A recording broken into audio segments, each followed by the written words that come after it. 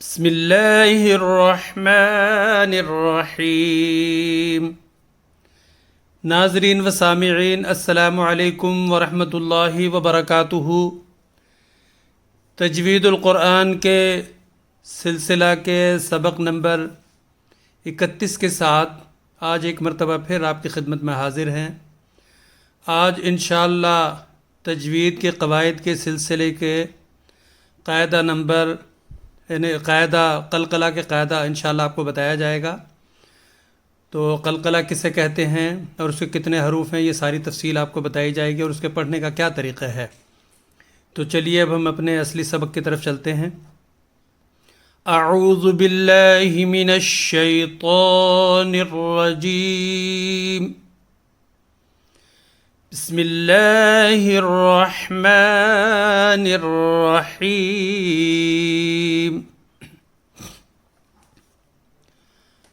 قلقلہ کا قاعدہ، قلقلہ کا قاعدہ یہ ہے کہ اس کے 5 حروف ہیں قلقلہ کے، جس میں با، جیم، دال، طا، قاف، یہ اس کے 5 حروف ہیں۔ ان 5 حروف کا یہ قاعدہ ہے کہ اگر یہ کسی بھی جگہ پہ ساکن آئیں گے، یعنی اگر ان کے اوپر جزم ہوگا، ساکن ہوں گے، تو وہاں پر قلقلہ کا قاعدہ ہوگا۔ یعنی با، جیم، دال، طا اور قاف، ان 5 حروف میں سے اگر کوئی حرف کسی بھی جگہ قرآن کریم میں کسی بھی جگہ اگر یہ ساکن آئے گا، یعنی جزم والا آئے گا، ان میں سے کوئی بھی حرف، تو وہاں پر قلقلہ کا قاعدہ ہوگا۔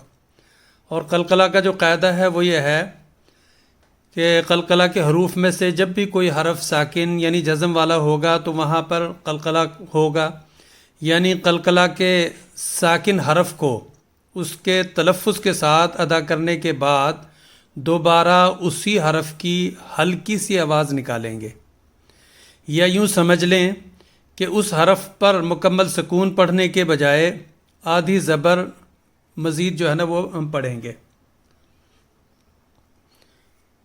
تو اس کی جو مثالیں ہیں وہ میں آپ کو بتا دیتا ہوں۔ ایک مرتبہ پھر میں آپ کو اس کا قاعدہ جو ہے نا وہ ریپیٹ کر دیتا ہوں، میں دوہرا دیتا ہوں۔ قلقلہ کا یہ قاعدہ ہے کہ اس کے 5 حروف ہیں جو کہ ابھی آپ کو بتائے ہیں، یہ سامنے اسکرین پہ ہیں آپ کی۔ ان 5 حروف میں سے کوئی بھی حرف اگر ساکن ہوگا، وہ کسی حرف کے درمیان میں ہو یا حرف کے آخر میں ہو، جب اس کے اوپر جزم آئے گی یا جزم وقف ہونے کی وجہ سے جزم لگ جائے گی، ساکن ہو جائے گا وہ، تو اس میں قلقلہ کا قاعدہ ہوگا۔ اور قلقلہ کا جو قاعدہ ہے، جیسے کہ خاک صاحب نے آپ کو بتایا کہ اس کا قاعدہ یہ ہے کہ جب اس کو ہم ادا کریں گے تو آخر پر اس کی ادائیگی کے بعد، اس کے اصل تلفظ کی ادائیگی کے بعد ہم اس کی آواز کو دوبارہ یعنی ایسا پڑھیں گے کہ جیسے کہ ہم دوبارہ اس کو ہم اب شروع کر رہے ہیں۔ یعنی اس کی مثال میں عام طور پر ایسے دیا کرتا ہوں قلقلہ کی مثال، کہ جیسا کہ ہمیں یہ کہا جائے کہ فلاں جگہ دیوار پر ہاتھ لگا کے واپس آؤ، تو جیسا کہ ہم دیوار پر ہاتھ لگا کے اپنا ہاتھ واپس کرتے ہیں، اسی طریقے سے اس حرف کی ادائیگی ہوتی ہے۔ اب جب میں پڑھ کے سناؤں گا تو آپ کو اندازہ ہو جائے گا۔ اب یہ اس کی کچھ مثالیں ہیں جو کہ خاک صاحب نے آپ کے سامنے لکھی، اور انشاءاللہ میں آپ کو قرآن کریم سے بھی دکھاؤں گا اس کی بہت سی مثالیں۔ چونکہ یہ تو میں نے لکھی ہے، تو اس میں یہ ہے، یہ لفظ ہے فلق۔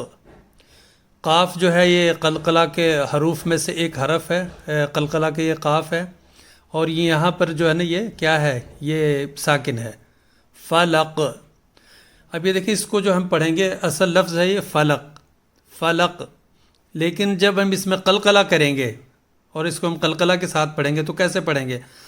فلق، فلق، یعنی ادا کر کے ایسا لگتا ہے، ایسا کرنا کہ جیسے ہم واپس آ رہے ہیں، یعنی اس میں ایک ہاتھ لگا کے جیسے میں نے ایک مثال دی، اس کو واپس آنا، اس کی ادائیگی ایسا ہوتی ہے جیسا کہ فلق، فلق، وقب، وقب، ب، وقب، وقب نہیں کہیں گے، صرف وقب نہیں کہیں گے بلکہ وقب.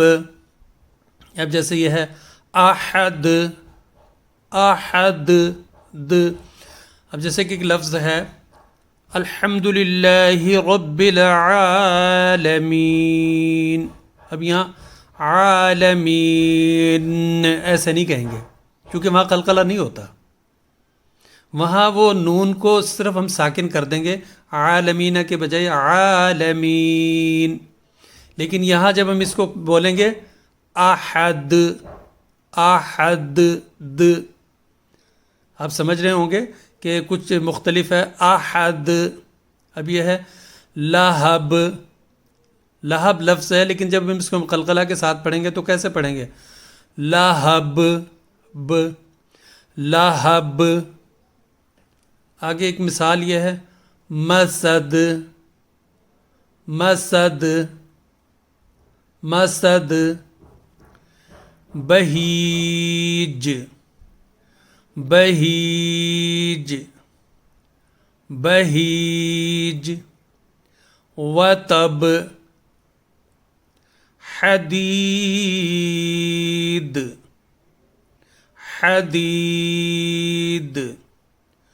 محیط، محیط. قرآن کریم میں اور بھی ہیں بحیق، بہت ساری مثالیں ہیں. تو اس کو قلقلہ کہتے ہیں. اب آپ کو جو ہے مثالیں آپ کو پڑھ کر سنائی گئی ہیں، اس کو میں قرآن کریم سے آپ کو جو ہے نا وہ بتا دیتا ہوں. قرآن کریم کے چند صورتیں میں نے اپنے سامنے کھول کے رکھی ہوئی ہیں. اب جیسے کہ یہ سورہ اخلاص ہے، سورہ اخلاص اور سورہ فلق میں قلقلہ کی زیادہ مثالیں ہیں، یعنی چھوٹی صورتیں لیکن مثالیں زیادہ ہیں اس میں. اب جیسے یہ ہے قل هو واللہ احد، قل هو واللہ احد، احد، احد د. قل هو واللہ احد اللہ الصمد، اللہ الصمد. لم یلد، یلد. ولم یولد، لد، لد. آپ کو اس لیے میں بار بار ریپیٹ کر رہا ہوں، اس کو دہرا رہا ہوں کہ آپ اچھی طرح سمجھ لیں. وَلَمْ يَكُنْ لَهُ كُفُوًا أَحَدٌ، احد، احد. یہ قلقلہ ہے. اب یہ سورہ فلق ہے، اس کی بھی آپ مثالیں کچھ آپ کے سامنے پیش کر دیتا ہوں. قل اعوذ برب الفلق، قل اعوذ برب الفلق من شر ما خلق، من شر ما خلق. ومن شر غاسق اذا وقب.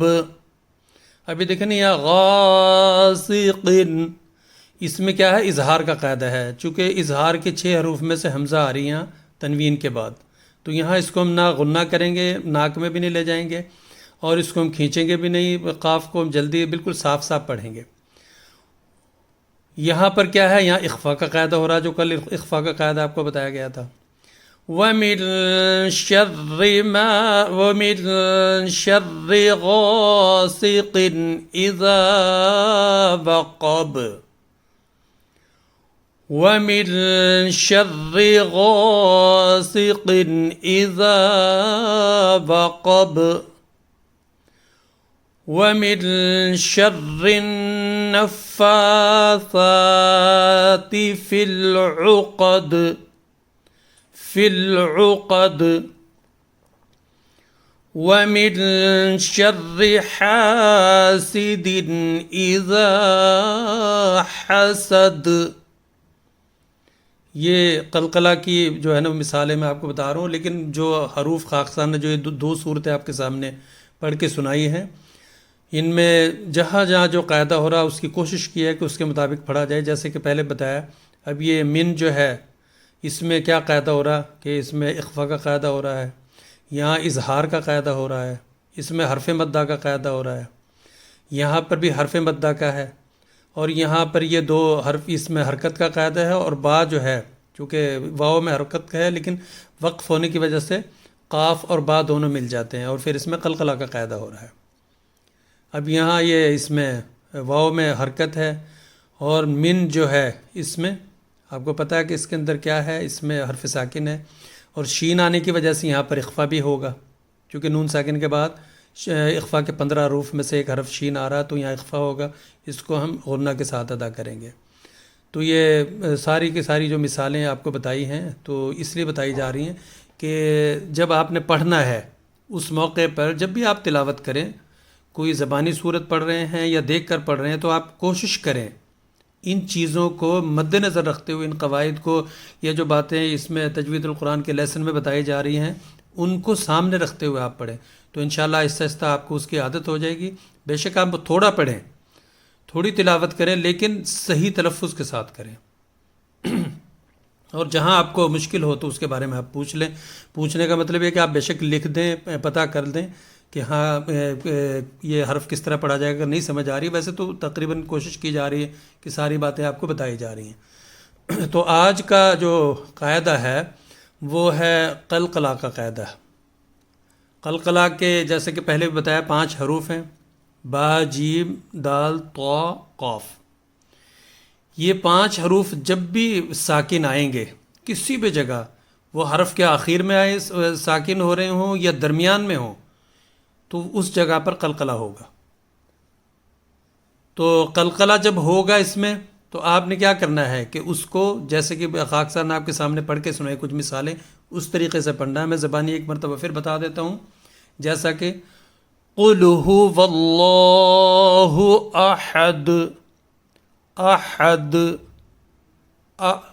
احد بھی ہم کہہ سکتے ہیں، لیکن جب ہم نے قواعد کے ساتھ پڑھنے کی کوشش کرنی ہے تو پھر احد. آپ نے دیکھا ہوگا جب تلاوت کرنے والے بہت سے جو جن کو کہ ان کا قواعد کا پتہ ہے، تجوید کے بارے میں معلومات ہیں، تو وہ ہمیشہ اسی طریقے سے پڑھتے ہیں. تو اس لیے کوشش کرنی ہے آئندہ کہ جب بھی آپ تلاوت کریں تو ان چیزوں کو مد نظر رکھتے ہوئے کریں.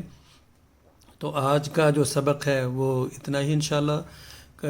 کل جو ہے وہ انشاءاللہ عید ہے ہمارے یہاں، اور عید کی وجہ سے کل جو ہے نا وہ رخصت ہوگی. کل نہیں انشاءاللہ یہ اپنا کلاس نہیں ہوگی، اس کا یہ کوئی بھی اس کا لیسن یا سبق نہیں اپنا آپ کو بھجوایا جائے گا.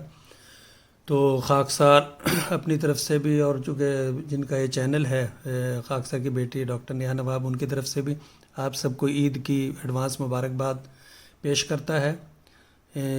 تو اللہ تعالی ہم سب کے لیے، آپ سب کے لیے عید ہر لحاظ سے مبارک کرے، اور سب کو اپنی جگہ اپنے حفظ و امان میں رکھے، اور سب خیریت سے رہیں، خیریت کے ساتھ عید منائیں. اللہ تعالی ہم سب کو قرآن کریم کو بہتر رنگ میں پڑھنے اور اس کو سمجھنے کی توفیق عطا فرمائے. آمین. وآخر دعوانا ان الحمد للہ رب العالمین.